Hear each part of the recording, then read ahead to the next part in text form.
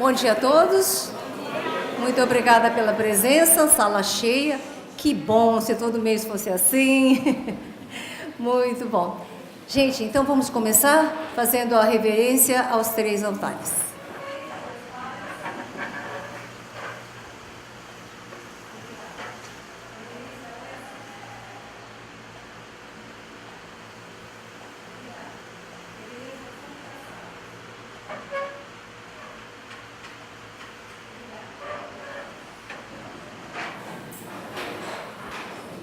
Muito obrigada mais uma vez.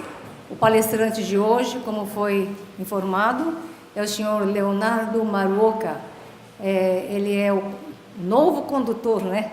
Novo porque faz só 2 anos que ele ficou Kaichusan, da Igreja Amazônia. Vamos ouvir então o seu relato de experiência, as coisas que ele terá a nos contar. Onegai shimasu. Bom dia a todos.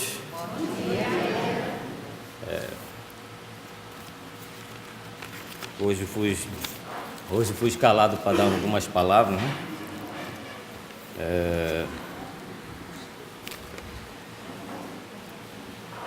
Peço desculpa desde já que não tenho tanta experiência, maturidade, né?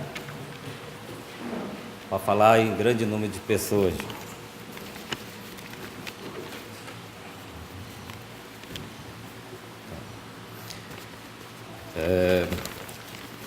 Confesso que até anteontem eu estava em dúvida o que falar, né? Mas me pediram para falar sobre alguma coisa sobre gratidão, algo assim, né? Pois bem, lembrei de uma coisa que aconteceu comigo e resolvi falar, né, sobre a importância da continuidade deste caminho, né?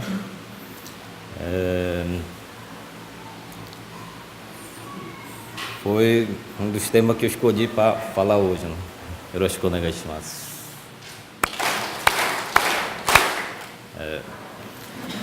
Meu nome é Leonardo Maruoka. Recebi a permissão de Giba em setembro de 2016 como o 3º condutor da Igreja Amazônia na cidade de Belém do Pará. Está muito baixo? Tá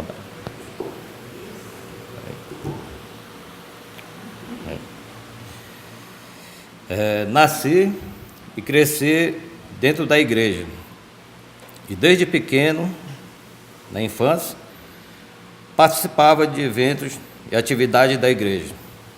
Meus pais sempre transmitiram a fé e o ensinamento da Tenrikyo para a gente, né?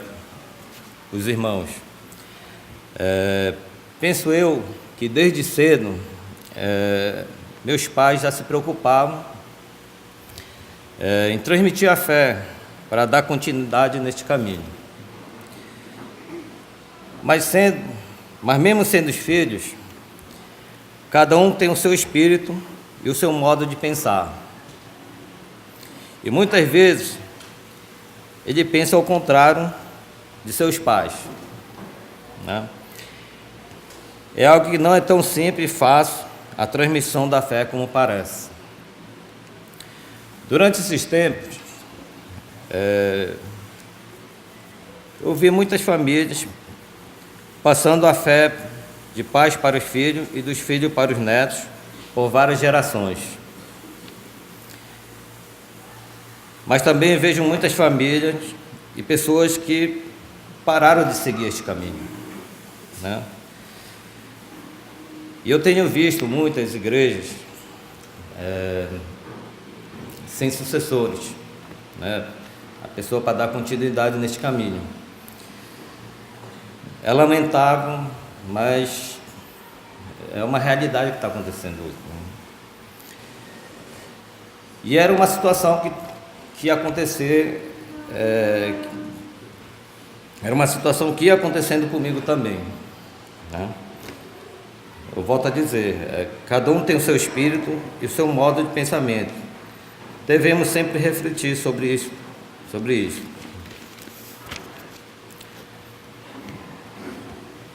Oyasama sempre recebeu com muito amor e carinho as crianças que regressavam a Jiba, juntamente com os pais. Contudo, as crianças que recebiam este imenso amor nunca esqueciam e tinham vontade de voltar sempre. Acho muito importante trabalhar em cima deles, com uma atividade de Shonenkai, né, que é a Associação Infanto-Juvenil. E tenho certeza que muitas crianças ficam aguardando com ansiedade os eventos e as programações do Shonenkai. Essas atividades são de grande importância para transmitir a fé. Acredito que cada igreja tem suas programações de Shonenkai. E como lá no nosso Kyokai, estamos ativando o Koteki, né? Pois tem muitos alunos do Nihongo Gaku interessados em participar e não podemos perder esta oportunidade. Outra atividade é o Tomarikai. Lá na igreja, todo ano estamos fazendo o Tomarikai, né? Então as crianças gostam de participar.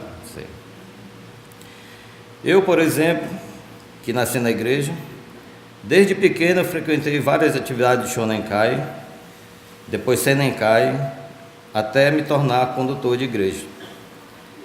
Mas não pense que foi fácil. A gente tem diversos caminhos. Eu comecei a trabalhar desde cedo, desde o tempo da faculdade, né? Você ganha o seu dinheiro e vai cada vez mais se ocupando com outros compromissos. E o empenho da evolução espiritual, cada vez mais distante, me ocupava com o trabalho, mas nunca deixei de participar da missa mensal da igreja. Me casei com 26 anos de idade e com uma esposa que nunca foi Tenikyo. Aí já viu, minha mãe no início era totalmente contra, né? Porque ela achava que tinha que ser alguma pessoa do Tenikyo. Achava que ia ter muita dificuldade como ocupação de uma igreja, né? Como já era coqueja, então ela já pensava nesse sentido, né? E como ela ficou grávida, não teve mais jeito. Ela só tinha que aceitar mesmo, né? Aí daí nasceu o único filho que eu tenho até hoje, que se chama Leandro, né? E ele com 1 ano de idade, tive que interromper o trabalho para fazer o curso em Ojibá. Ele com 1 ano de idade, no momento que mais tenho que trabalhar para sustentar, seria uma escolha muito difícil. Mas atendi à vontade dos meus pais, do pai espiritual, né, da Igreja Mor. E acabamos indo para Ojibá. Enfrentamos várias dificuldades lá, pois a minha esposa não conhecia a cultura japonesa, né? Não falava japonês, e muito menos a religião, né? E o ensinamento Tenikyo, que ela totalmente zerado. Mas eu vi o empenho dela em tentar evoluir espiritualmente lá em Ojibá, né? E acabando o curso que eu fui fazer, já estavam assim, doidos para voltar para o Brasil, né? Foi quando na época o Zendai Kyokasama pediu que nós fizéssemos mais um curso, que era o Kentekou, se não me engano, de um mês.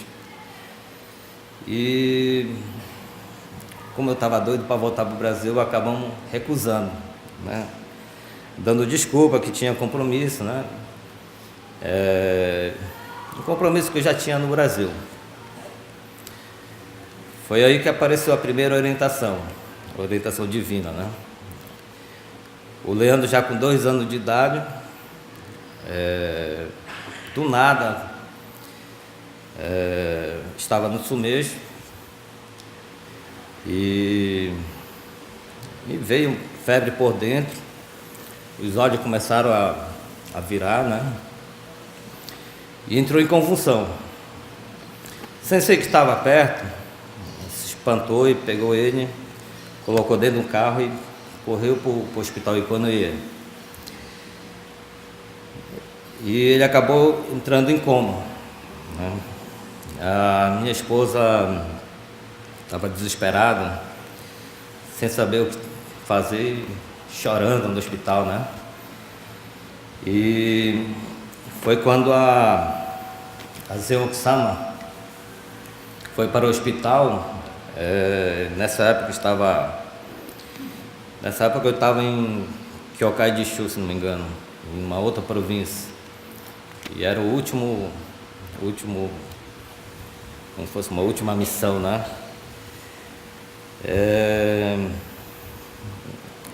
E recebi o telefonema, né, dessa notícia. Fiquei abalado, né?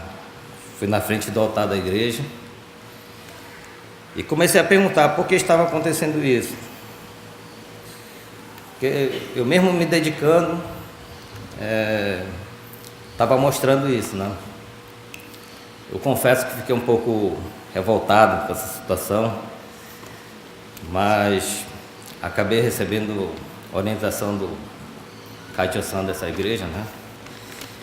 E foi quando eu recebi em seguida a ligação da Zeon-sama, né? Ela pediu que fizesse Kokoro Sadame, determinação espiritual, né? Fizesse determinação espiritual imediatamente.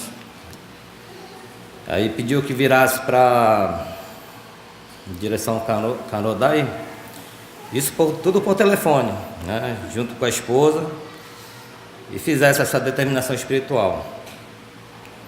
Aí foi quando eu me lembrei que eu tinha recusado esse curso, né? E decidimos fazer esse curso do Gentei Kosho. E quando acabamos de fazer a determinação espiritual, em questão de horas, ele acordou, né? Voltou a acordar, a minha esposa e a Zeon-sama na frente dele, presenciando aquilo, começaram a chorar, né? Se espantaram. E assim, foi uma alegria muito grande, né? De ter feito essa determinação e de ter acordado, né? E terminando o curso, que a gente fez a determinação, acabamos voltando para o Brasil. Eu voltei a trabalhar, mas tinha perdido muitos contatos, né, no trabalho. Comecei praticamente do zero, mas pouco a pouco foi aparecendo os trabalhos, né? E comecei trabalhando durante todo esse tempo, por muitos anos, né? E quando a gente trabalha, a gente vai ficando cada vez mais atarefado, né? Foi quando meu pai tocou no assunto que daqui a 3 anos queria passar a condução da igreja. Queria passar o bastão para mim já, né?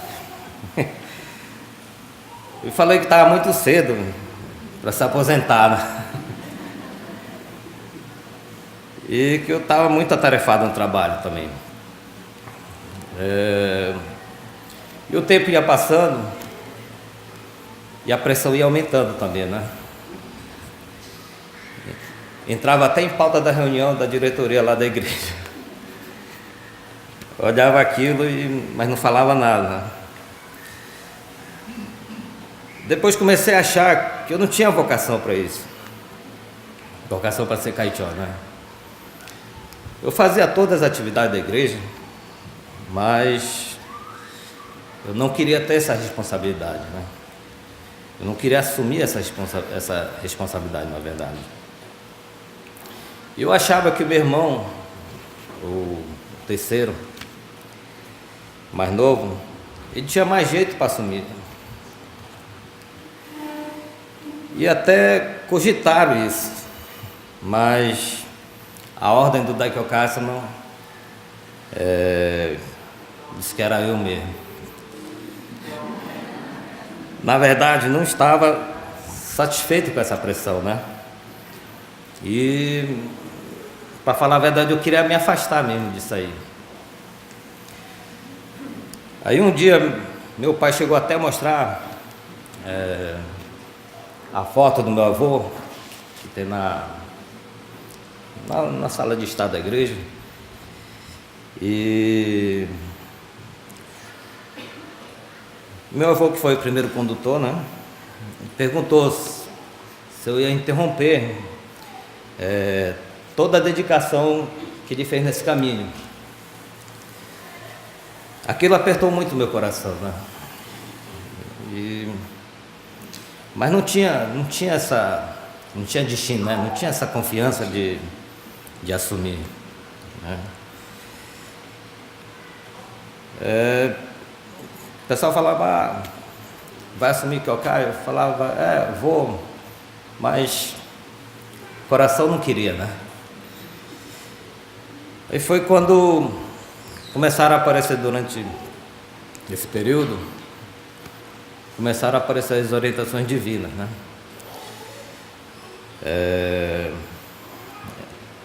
Essas orientações de Deus Pares. Primeiro foi que meu pai teve câncer de pele, né? Mas ele tratou e curou, né? Achei isso até normal. E depois, a filha mais nova do meu filho, do meu irmão, do nada, esse meu irmão mora em Manaus, e do nada, assim, passou mal.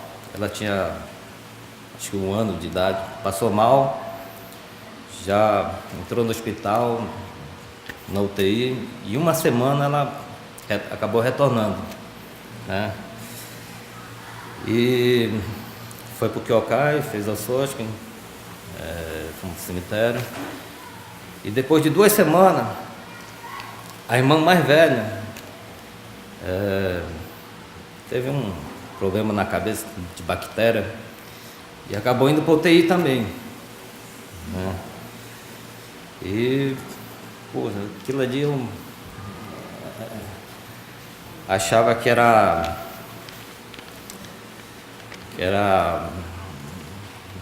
uma orientação assim para mim, né? Eu até me sentia assim responsável por isso aí. Mas ela conseguiu se tratar e ficou boa, ela está bem hoje. Depois do retornamento da filha mais nova do meu irmão, meu pai ficou muito arrasado, né? Pois até então tinha passado o Natal, Ano Novo, lá em Kyokai, né? Aí tinha voltado para Manaus, e no feriado de carnaval eles iam para Belém novamente, né? E isso 1 semana antes delas virem, né, para Kyokai, aconteceu esse fato, né, de ela retornar. Aquilo me deixou muito abatido, né?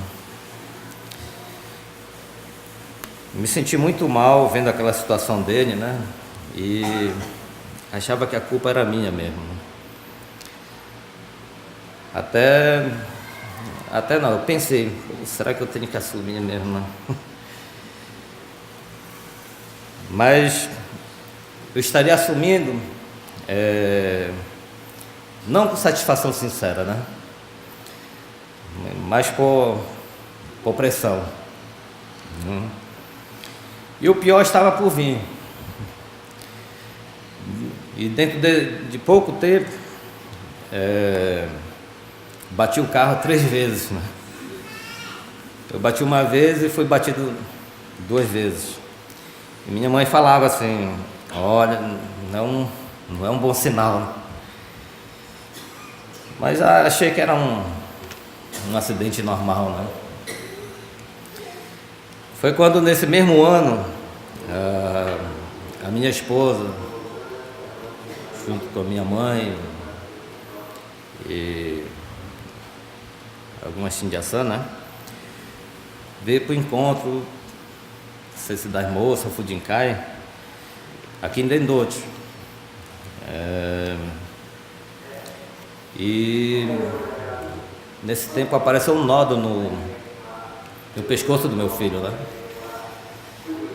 E ela pediu para levasse para o médico. Eu levei para uma clínica e foi consultado. E disse que era apenas uma inflamação e fez a medicação, né? Passou uma medicação. Passou uma semana, 2 e nada, não melhorou nada, né? E aquilo continuou incomodando muito ele.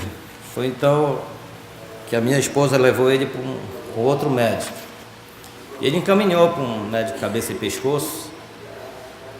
Falou que não adiantava fazer uma punção, né? Tinha que ser cirúrgico. Foi quando ele fez a cirurgia, retirou o nódulo e mandou para biópsia. Depois de algumas semanas, chegou o resultado e constatou que era linfoma, né? E linfoma também eu não, meio leigo nessa parte, eu não sabia direito o que era linfoma. Foi quando o médico disse que era tipo um câncer na circulação. Pô, aí foi quando acho que o mundo desaba na nossa cabeça, né? E fiquei totalmente perdido, desesperado, assim. Até porque é o único filho que nós temos, né? E como eu tenho vários amigos médicos, assim, tentaram ajudar e sugeriu que levasse para São Paulo, né?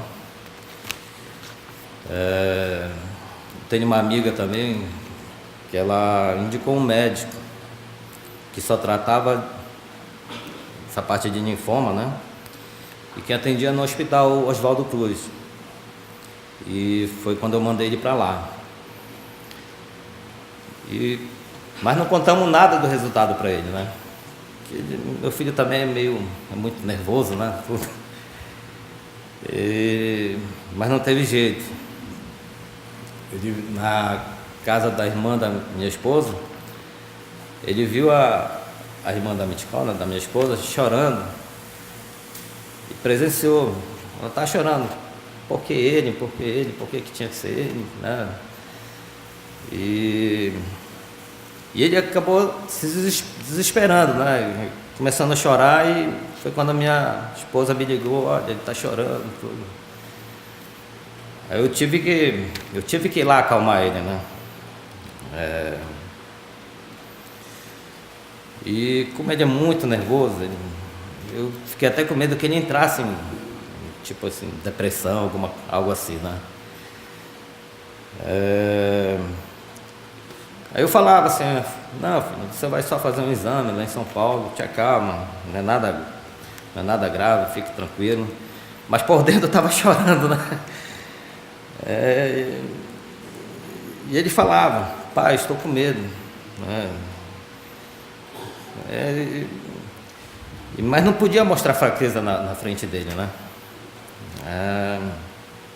Mas por dentro eu estava derramando lágrimas mesmo, né?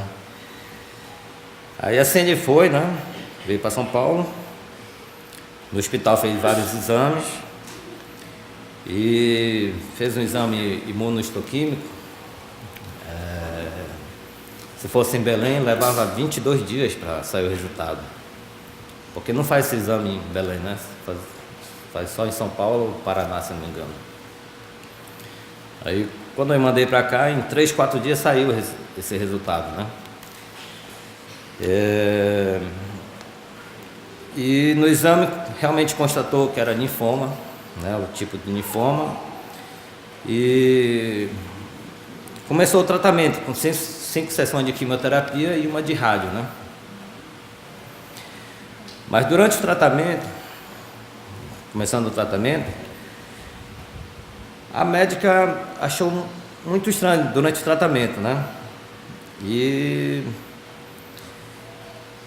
ela, desconfiada, pediu mais um exame, né? Veio o resultado, ela olhou o resultado e novamente ela pediu novo exame, né? Tanto é que até falei com ela, mas essa patologista é boa mesmo? Ela falou assim, olha, ela é melhor do Brasil, confio muito nela. Eu falei, não, tudo bem. E nessa época, todos os dias a gente fazia o Negasitome, né? Serviço de solicitação e os 12 hinos, né? E quando dava meia-noite, meu pai ia para a igreja, lá no Xindé, né? E eu ia junto com ele também, fazer a solicitação novamente, né?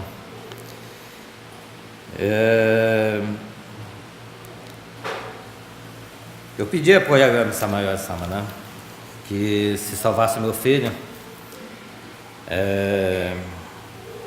e fiz essa determinação espiritual, né? Fiz Kokoro Sadame que me tornaria Kaichó. Ia me tornar Kaichó com toda a determinação nesse caminho. Coração que não estava satisfeito, ela virou totalmente contrário, né? E repetindo vários dias, né, o Negasitome, até em Daikyoken foi feito esse serviço de solicitação, né? E foi quando a médica, né, chegou com a minha esposa e falou assim, chegou com o resultado, ela falou assim, você acredita em Deus? Tem algum médico aqui? Médica, não? Porque médico é assim, eles vão muito pela ciência, não muito pela fé, né? De ver mais o lado da ciência. E minha esposa achou muito estranho a médica chegar assim, você acredita em Deus?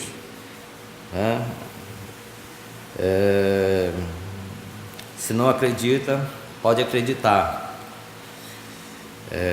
Está acontecendo algo muito estranho nos exames dele.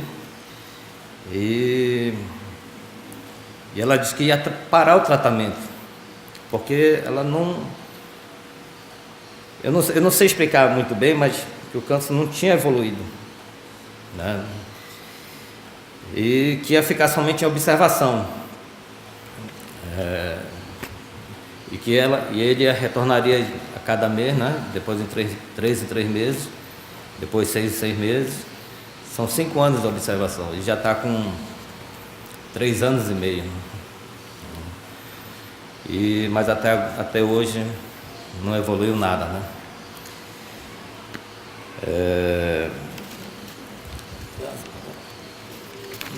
Assim, uma médica chegar, dizer que aconteceu um negócio muito estranho, né? E realmente foi um goshigô, né? Foi uma graça que ele recebeu, né? Imediatamente minha esposa ligou para mim, chorando, né? Que ia parar o tratamento e que não tinha chegado naquele estágio de câncer ainda, né? Que ia ficar apenas observação. Fui contar isso para o meu pai, né? E ele falou assim, imediatamente tem que fazer Orei Sampai lá em Odibá, né? Foi quando peguei minha esposa e meu filho, fomos para Odibá, né?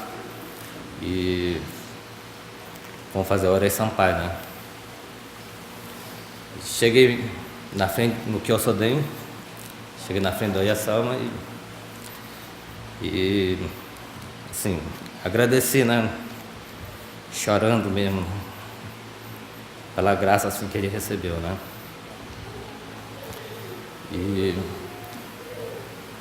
Também eu não posso esquecer, quando meu filho e minha esposa estavam em São Paulo, eles iam quase todo dia lá no Tendicaica, e o Otacassense fazia todos os dias o sábado dele, né? Então, eu tenho muita gratidão por ele também, né? E das pessoas que solicitaram mesmo, né? Fizeram o serviço de solicitação, né? Para que ele melhorasse, né? Então, assim,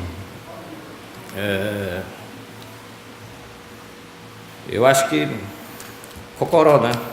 Se a gente determinar e mudar mesmo, se começar a ver que a gente mudou realmente, eu acho que ele atende, né, a nossa solicitação, né?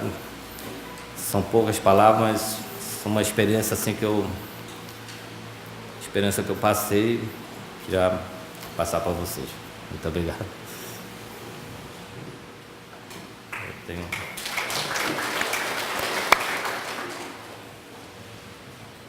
Pedir então para a nossa amiga Rose fazer um comentário, ela está muito emocionada.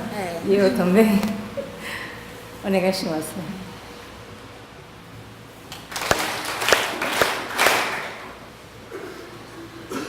Bom dia a todos.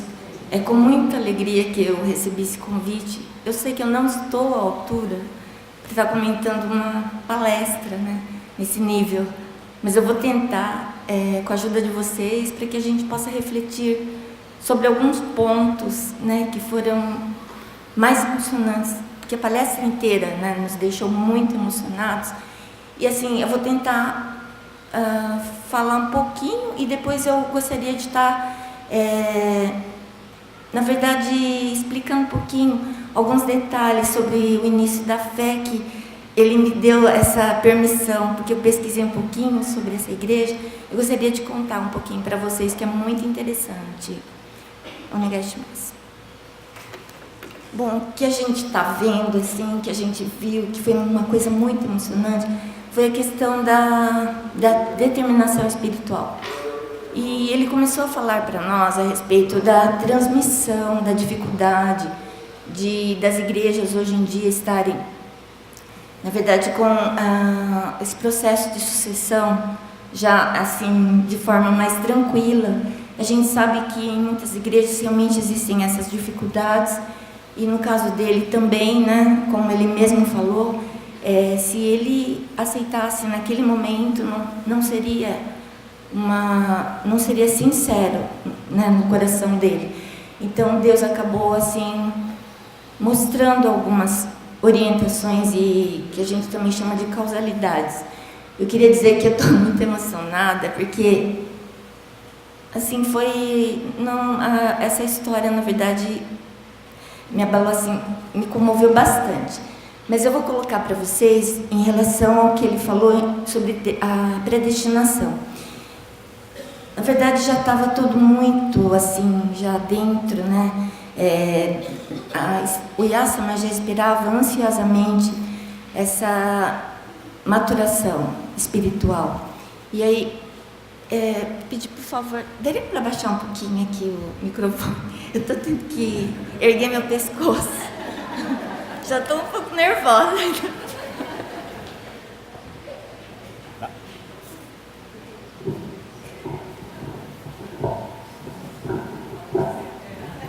Tá bom, obrigada. Bom, eu entendi assim, que todos nós somos predestinados, nascemos com a nossa predestinação. E a predestinação é algo forte em nossa fé.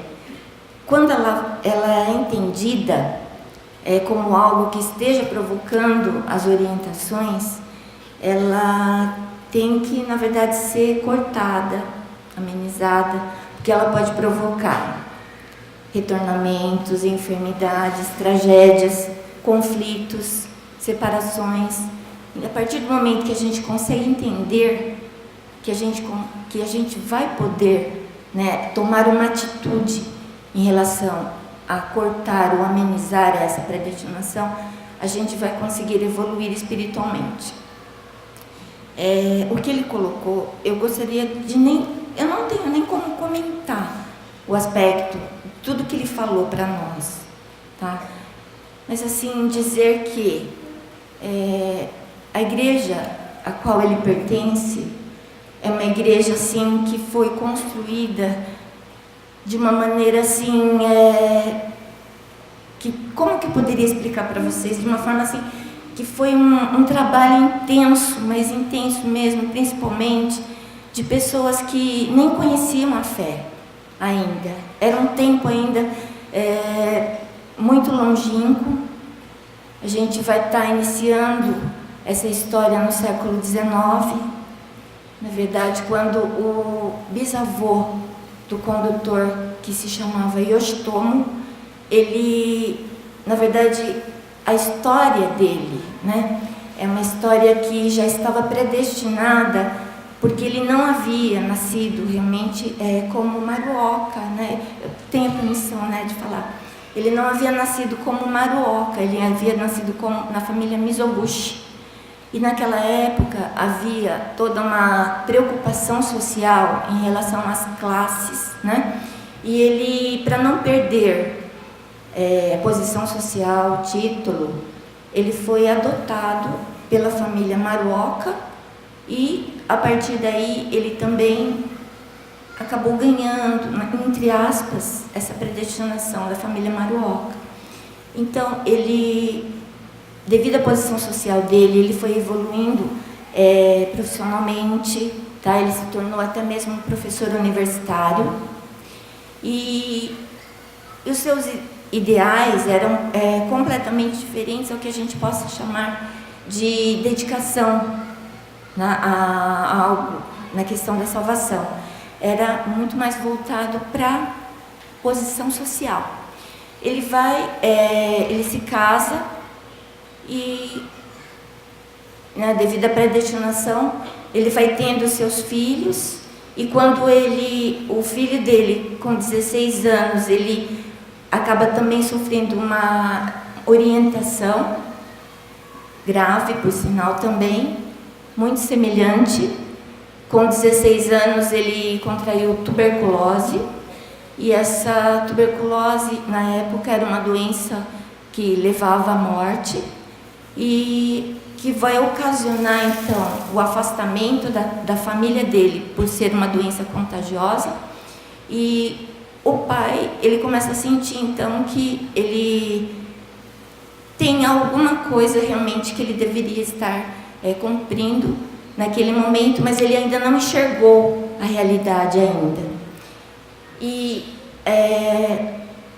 passam-se 4 anos, né, quando o estado de saúde do bisavô Yoshitomo do filho do bisavô, que seria, na verdade, um dos filhos, seria o irmão, né, do Zen Kaicho-san, dele, né? Ele se agravou e com 20 anos eles estão assim desesperados. A mãe já está debilitada, acamada, e eles recebem a visita de uma fiel da igreja Mor Honshiba. Quando eles recebem a visita, eles nunca tinham tido nenhum conhecimento a respeito da fé, mas aí eles começam a receber o Sasuke. A partir daí, eles sentem que começam a se fortalecer espiritualmente. E a mãe, que estava se sentindo debilitada, ela consegue ter forças, sai da cama e consegue dar continuidade ao tratamento do filho. Só que quando ela termina esse ciclo de 3 dias, e no 4º dia ela se sente mais fortalecida, ela pede para que a missionária já não vá mais à casa, devido aos riscos que ela pode, na verdade, como a doença era contagiosa, para que ela não corresse esse risco. Aí interrompe a visitação dessa fiel por 4 meses, só que ele vai tendo melhoras e pioras, mas ainda Deus espera ansiosamente a maturação da família para entender esse significado. Então se passam 4 meses e eles por dentro eles estão querendo realmente que essa fiel retorne à casa para que eles possam receber novamente essa força espiritual. Deus ouve as solicitações, né, que são feitas, e ela volta depois de 4 meses, e nesse momento que ela volta, ela sente que ela precisa, ela entende essa predestinação, ela passa a entender essa predestinação que tem que ser cortada a partir da dedicação, a partir daí, dela e do marido dela na fé. Então eles vão, fazem os cursos que são propostos pela Fiel, né, que é missionária, fazem um curso naquela época que tinha que se afastar da casa 6 meses, recebem ajuda, inclusive, da Tenrikyo, que envia uma pessoa para estar cuidando, né, da casa enquanto ela não está, porque os filhos, eles foram todos separados. Os filhos dela, que já eram 4 naquela época, tiveram que ser levados para outras famílias devido ao perigo do contágio. Então, além de tudo, a família estava passando pela predestinação da enfermidade e mais da separação dos filhos. Então, era uma situação assim muito triste. Bom, a partir daí, a volta, então, a missionária, eles fazem o curso e eles entendem realmente que eles precisam se dedicar daí para frente de uma outra maneira. Só que o Yoshiaki, que era o filho mais velho, que estava com tuberculose, ele acaba cada vez mais, né, sentindo a doença, e ele, nos últimos momentos, ele também, o pai desesperado, ele pede perdão para o pai por ter causado, né, tudo aquilo que estava acontecendo, e ele agradece aos pais por toda a dedicação e ele acaba retornando. Na verdade, ele retornou com 23 anos, e aí o pai, antes disso, o pai vai à igreja, e ele também, com muita determinação no coração, ele diz assim: êxito, posição social, riqueza, nada disso importa para mim. O que eu quero é a salvação do meu filho. Tá? Desculpa, antes de mais nada, durante esse período que eles se determinaram na dedicação aos cursos, à fé, eles tiveram mais 3 anos, tá? Para poderem continuar convivendo com o filho. Então foram 3 anos, de 20 anos a 23 anos, Deus, né, concedeu a eles, então, a oportunidade de estarem evoluindo espiritualmente na presença do Filho. Então, quando termina 3 anos, né, que a gente acha esses 3 anos muito importantes dentro da nossa fé, eles acontece, né, o retornamento do Yoshiaki, e o pai pede demissão do trabalho dele e entrega todos os seus bens e vai morar na igreja Tenrikyo Honshiba naquela época. Se eu tiver errado em alguma coisa, por favor, me corrija. Aí, a partir daí, a dedicação foi plena, foi única a Deus. E eles acabam fundando, então, uma casa de divulgação em Tóquio, e que mais tarde ela vai evoluir para ser uma igreja. Então, nesse momento que vai ser, então, o início, né, de toda aquela da fé que vai ser expandida, tá? Mas tempos mais tarde, na década de 30, 2 irmãos, tá, do Yoshitomo, dois irmãos do Yoshiaki, eles resolvem vir ao Brasil, especificamente na região amazônica, que seria no Belém, né, no Pará. E aí, a partir daí, vocês imaginem, né? Eu, quando li aquela história cheia de informações, com detalhes, com datas, eu fiquei realmente muito tocada, né? Porque Se a gente analisar, nós estamos no século 21 e a maior parte das pessoas do nosso povo não conhece a região norte. A gente imaginar que numa época de 1930, por exemplo, em que eles tiveram a coragem de estarem saindo de um país para um outro continente, tá? Para praticamente explorar a região. Não desmerecendo, logicamente, porque todos os imigrantes que chegaram ao Brasil passaram por muitas dificuldades, mas se a gente pensar, né, que a região onde eles resolveram se instalar não tinha nenhum tipo, né, de segurança, não dava nenhuma infraestrutura, era uma mata virgem, muitas doenças, etc. Eles vieram então com essa razão no coração. No começo eles imaginaram que seria, na verdade, uma imigração simplesmente relacionada a conquistar algo. Só que mais tarde, Deus Pai em Zioyasan vai mostrar para eles que eles estavam sim ali, naquele momento, mas com uma missão. E a missão era de expandir o caminho da fé naquela região. Então, depois de muito tempo mesmo, né?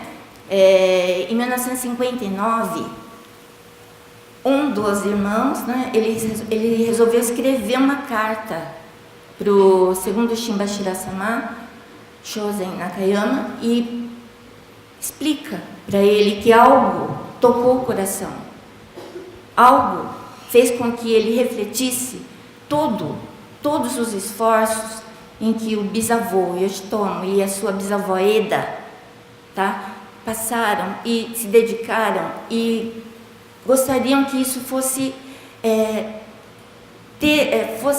tivesse uma continuidade. Essa transmissão que foi passada para os filhos não podia parar ali. O irmão estava, né, como condutor dessa igreja em Tóquio ainda, mas os dois outros irmãos, o irmão que eu digo foi o primeiro condutor da igreja da Amazônia, que foi Tateo Maruoka. Ele continuava lá no Japão, mas o espírito dele era um espírito aventureiro, um espírito que queria, apesar de estar já numa certa idade, ele queria realizar essa expansão do caminho em outro local. Então, em 1959, na verdade, ele escreve uma carta para o Shimbashira-sama humildemente. Ele diz assim para o Shimbashira-sama: eu sei que eu não estou, na verdade, eu não estou seguindo os ensinamentos aqui. Eu não estou seguindo. Eu tenho plena consciência, mas algo me tocou e eu gostaria muito que tivéssemos apoio para que pudéssemos ter uma casa de missionamento aqui na região. Então, foi a partir desse momento que a Igreja Mor, ela vai começa a articular uma forma de vir para o Brasil, nessa região, e iniciar os ensinamentos. Então, a partir daí, o chefe da Igreja Mor, ele convida, né, o que seria o primeiro condutor, o Tateo, para eles fazer parte de tudo isso. E ele diz assim a todo momento: eu tenho espírito jovem, eu consigo ainda, né, eu vou ter condição realmente de cumprir essa missão que foi do meu pai. Na verdade, ele sempre agradecendo ao pai, né, por estar no caminho, né, da dedicação. Então, a partir daí é que tudo começou. Ajudas, né, ajuda que eles tiveram. Só que, infelizmente, quando estava prestes a ser inaugurada a igreja, o primeiro condutor, reverendo Tateo, ele sofreu um acidente de carro, e ele acabou retornando 2 semanas antes da inauguração da igreja. Então foi um baque, um nó imenso, uma orientação que serviu para todos os fiéis refletirem a respeito. Bom, eu estou resumindo, mas eu convido vocês a fazerem a leitura dessa história, que é muito, muito bonita, que está na internet com o título Caminho para a Amazônia. Tá? Então, é uma história que, na verdade, eu conheci essa história em 2011 e, como não tinha continuidade, eu acabei entrando em contato com o pai do reverendo Leonardo e fui pedindo para ele, na continuação, porque eu precisava realmente ter mais informações a respeito. Então, para mim foi uma felicidade muito grande quando, por coincidência, a Sensei Eiko, ela acabou me convidando para fazer o comentário, mas eu vou voltar um pouquinho depois na parte onde ele fala para a gente sobre a situação atual do que aconteceu com ele. Mas então, resumindo, né, me desculpa, tá, gente, se eu estiver dando muitas voltas aí. Então, o que vai acontecer? O pai do reverendo Leonardo, ele vai apressadamente para Odibá, ele realiza os cursos e volta como segundo condutor. Ele foi o condutor que mais tempo, se não me engano, ontem me falaram sobre isso, que ele foi o que mais tempo ficou no cargo, que fez cerca de 46 anos, porque ele assumiu muito novo. Aí eu vou colocar uma coisinha, se você me permitir, reverendo Leonardo, que no caso do seu pai, pelo que está dentro da história, foi mais ou menos parecido com o seu. Na verdade, ele tinha, o pai dele estava pedindo para que ele, na verdade, viesse para a Amazônia, no Brasil. E ele estava assim, na verdade, não é que ele não quisesse, mas ainda tinha muitas dúvidas no coração, e principalmente porque ele, muito jovem ainda, queria ter uma outra vida. E ele foi, na verdade, também recebeu uma orientação. Ele já trabalhava no Japão e tudo mais, ele tinha a vida dele, tinha o carro dele na época. E o que vai acontecer? Ele vai sofrer um acidente e acaba vitimando uma pessoa. E com isso, ele muito abalado, ele volta para casa e, com a conversa com o pai, ele vai ter então um conselho do pai que vai dizer assim a ele: isso foi uma orientação, você deve repensar. Então eu acho que você, a partir daí, por ele próprio, ele disse: não, então eu vou à Amazônia, vou me casar, porque já estavam sendo articulado um casamento para ele. Ele se casa e vem para a Amazônia, para o Brasil.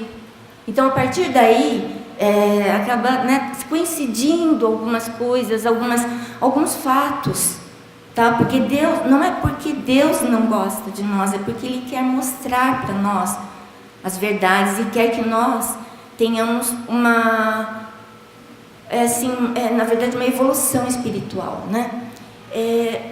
E aí, a partir daí, ele volta. Ele vem para o Brasil, traz a esposa dele e, para que vocês entendam assim, né, de forma resumida, ele vai ter que assumir a condução dessa igreja recém-inaugurada em 1972. Então, todas as orientações que você falou, Kaicho-san, que você e sua família tiveram, na verdade, elas foram acontecendo desde o momento em que os seus bisavós receberam, né, as primeiras orientações, que foi com a doença do filho mais velho. Então,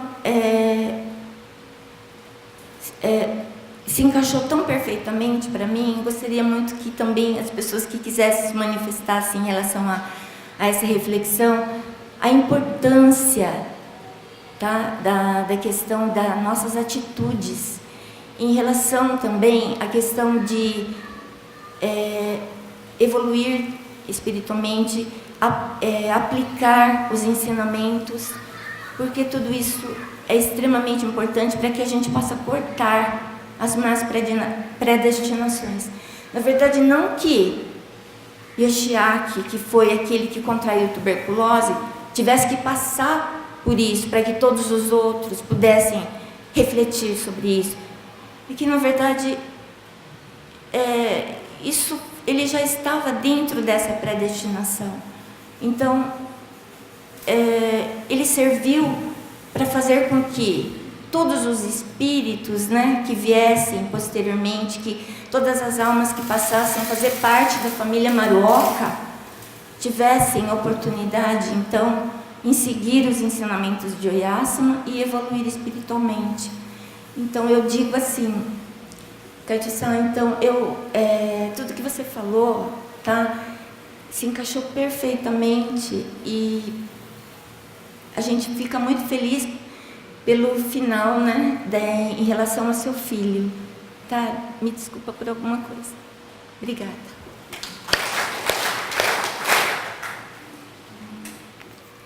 Muito obrigada, Leonardo. Muito obrigada, Rose, por ter pesquisado tanto assim, né? Tão minuciosamente a história. Começou no século XIX? Eu bisavô. História, né? A importância dos nossos antepassados, né? Na história. Já não tenho mais muito tempo, mas assim, sobre a palestra do Leonardo. Leonardo, você dá tempo? Trocar de roupa? Vai dar? É rapidinho. Roupa de homem é mais fácil de colocar. Uma coisa que ele falou, né? Os filhos muitas vezes pensam diferente dos pais. Cada pessoa, né? Cada pessoa tem a sua personalidade, o seu temperamento, e acaba muitas vezes pensando diferente dos pais.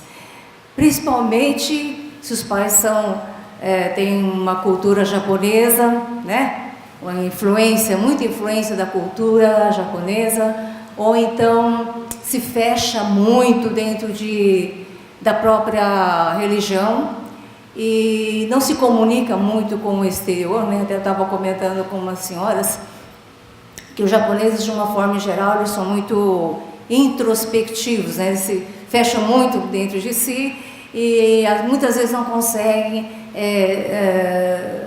né, se expressar bem, e às vezes o japonês passa até por orgulhoso. Eu estava falando para elas, a gente não é orgulhosa não, a gente é tímido, né? O japonês ele é tímido, ele é introspectivo, e muitas vezes, né, ele se fecha muito dentro de si, ou mesmo dentro da religião, e acaba não conseguindo passar para os filhos, né? O que muitas coisas ele tem no coração, mas ele não sabe se expressar, né? Muitas vezes não consegue dizer para o filho, filho, eu te amo. Essa palavra, eu te amo, a gente não usa.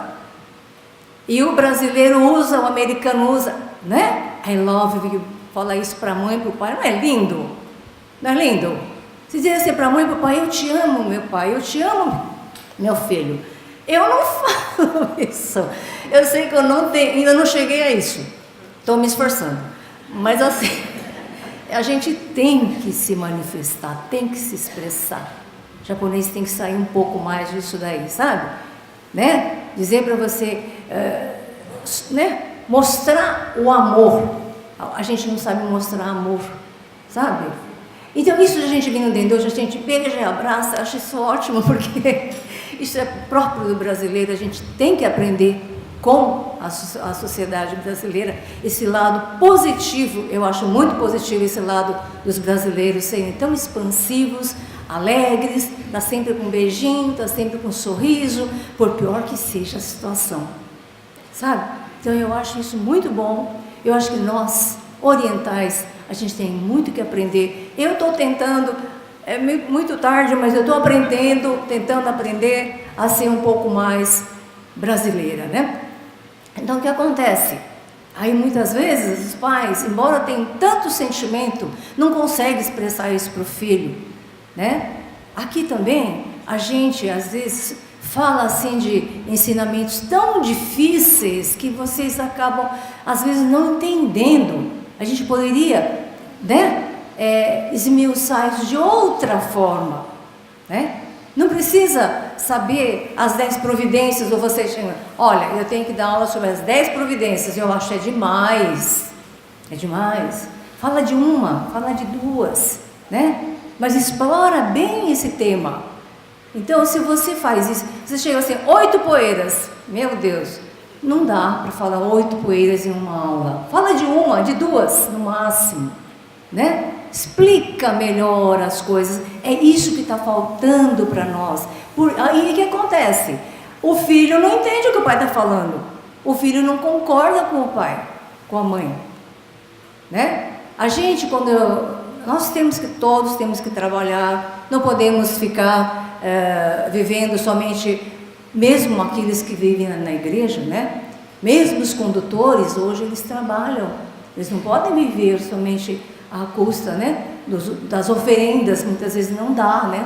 Então ele tem o trabalho dele, ele se insere na sociedade, acaba tendo muita coisa, muita influência da sociedade, a gente acaba se tornando materialista também, né?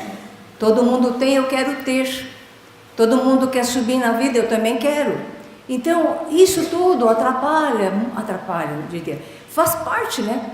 Faz parte. E aí, para uma pessoa resolver que vai ser kaichô, que vai ser condutor, não é fácil, né? Eu admiro muito um certo kaichô, sabe? Que tinha um trabalho bom, que vivia muito bem. Aí quando falaram para ele, você vai ser kaichô daquele que cai ali no interior de São Paulo, que não tem nada, que está meio abandonado, você vai para lá. E ele foi, ele largou tudo. Você tem uma ideia de quando eles foram mudar para lá, a turma teve que ajudar a limpar, tirar o pó lá de tão abandonado que estava. E está lá ele firme, kaichô, a esposa também, e os filhos também, né? Deixaram uma vida de conforto para ir lá, e nem por isso se revoltaram, e isso me deixa muito, sabe, eu fico muito admirada de ver uma pessoa fazer isso. Não é fácil, não é fácil, tem que ter muita formação, muita convicção, muita fé para conseguir isso, né? Agora, nós aqui, pessoas normais, conseguiríamos fazer isso? Então, realmente, para o Leonardo também foi difícil resolver, né, chegar nisso daí, só que foram tantos as orientações que ele recebeu, né? E essa do linfoma, a gente me pegou de jeito, porque Leonardo, eu tive linfoma, e eu sei o que foi isso. Quantas pessoas aqui já não tiveram câncer? Quando você ficou sabendo que você tinha câncer, o que aconteceu? O mundo desabou, acabou. Você pensa assim, eu já era, né? Eu tive isso daí. Então foi assim, mas dos tipos de câncer é um dos mais leves, você sabe, né? Que sorte que eu tive, né? Então, quantas pessoas, sabe, que vocês conhecem, tiveram linfoma? A Dilma Rousseff teve, a Dilma teve, o Gianecchini teve, e sararam, né? Então, dos câncer, é um dos que tem mais chance de cura, desde que você descubra cedo, né? Então, isso daí é a minha história, que todo mundo já conhece, mas quando você falou do linfoma, doeu aqui, sabe? Mas assim, a graça que ele teve, a médica chegar para ele e falar assim, você acredita em Deus? Isso foi incrível. Não, médica falar isso, gente, é incrível, né? Os médicos são os que menos acreditam em Deus, porque eles acreditam muito mais na ciência do que em Deus. E ela chegar a falar isso, nossa, não tem mais o que dizer, né? Então, realmente, a gente, quando as coisas acontecem, você fala assim, puxa vida, eu me dedico até aqui, assim mesmo acontece. Aí você tem que pensar, é a predestinação da vida passada, é a predestinação que eu estou nesta vida acumulando, né? É uma orientação, o que é? Você tem que pensar, não é só a predestinação, é o que você faz hoje, no dia a dia, né? E a gente faz tanta reclamação durante o dia, né? Não é? Deixa eu só contar rapidinho. O Shimbashira Sama, o terceiro Shimbashira Sama, falou assim, acho que eu já contei essa história, não sei. A gente fala assim, a gente tem que agradecer todo dia, né? Mas a gente tem que aprender a agradecer. Você fala assim, eu tenho que agradecer, mas o quê? Aí então ele falou assim, faça o seguinte, conte quantas alegrias por dia você tem. Conte. Aí então um certo Kaicho-san, ouvindo isso, falou para os fiéis, vamos fazer isso, vamos contar as nossas alegrias, vamos ver quem no fim do dia tem mais alegrias, né? Vamos fazer uma competição. Foi uma coisa assim. Aí os fiéis compraram essa ideia, falaram, vamos fazer isso mesmo, né? E começaram a contar as alegrias que eles tinham durante o dia. A primeira alegria, acordar, né? Se acordou, porque tem gente que não acordou, que não vai acordar, né? Acordei bem, estou com saúde, né? Tomei café, não fiz otsutomi, eu consegui fazer otsutomi bem. Tomei café. Então todas essas coisas que pra gente é natural, Shimbashira-san falou, conte quantas alegrias. E com isso, cada vez que você perceber uma alegria, agradeça. Eu achei genial isso daí. Parece simples, é simples. Mas a gente faz. Não faz, né? Não faz. Então, conta quantas alegrias você teve no dia e aí você agradeça. Esteja a todo momento agradecendo. Tomei café, o café estava gostoso, o café entrou bem, né? Tem vezes que a comida entra e não faz bem, mas o café fez bem, o almoço, e assim por diante. Vai agradecendo tudo que você recebe no dia e vai contando 1, 2, 3, 4, 5 alegrias, 10 alegrias, 15 alegrias, assim por diante. Aí uma criança desse Kyokai, vendo que os adultos estavam fazendo isso, falou assim, eu também quero aprender a contar as alegrias. Só que para a criança, a alegria o que é? Ou ganhar um brinquedo ou uma comida gostosa. Mais nada é alegria, né? Para criança. Então ela foi vendo, mas espera aí, eles têm tantas alegrias e eu não tenho nada para contar, né? E assim ela foi aprendendo. Hoje eu acordei bem, será que isso é uma alegria? É. Hoje eu fui para a escola bem, será que isso é alegria? É. Hoje eu conversei com o coleguinha e eu fiz uma coisa para ele, ele ficou tão contente, isso é alegria? É. E aí essa criança foi juntando, né, contando as alegrias dela, e ela foi a campeã do Kyokai em número de alegrias que ela descobriu no dia a dia. Então, é uma coisa simples, mas a gente esquece, né? Quando eu li isso daí, eu falei, nossa, que legal, né? E alguns dias eu fiz, aí depois hoje eu estou fazendo, já esqueci. Então, vamos lembrar, né? Vamos lembrar isso daí. Eu acredito, eu mais do que ninguém, com a graça que eu recebi, eu tenho que contar mesmo as alegrias do dia a dia, né?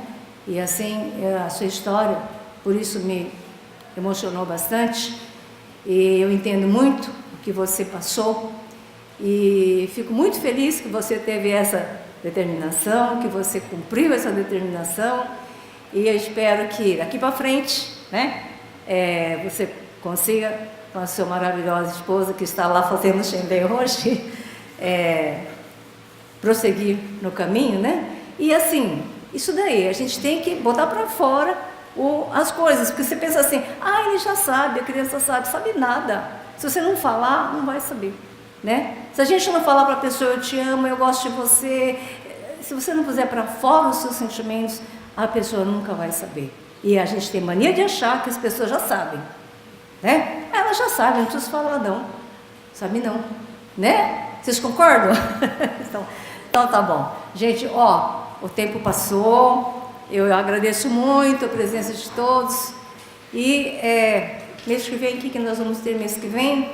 O encontro das senhoras de casas de divulgação, tá? Então vamos lá prestigiar, né, as senhoras de casas de divulgação, o curso que vai ter no mês que vem, que vai ser muito interessante. Mais alguma coisa? Não? Não, né? Então, muito obrigada. Nós passamos do tempo até. Vamos fazer, então, a reverência aos 3 altares?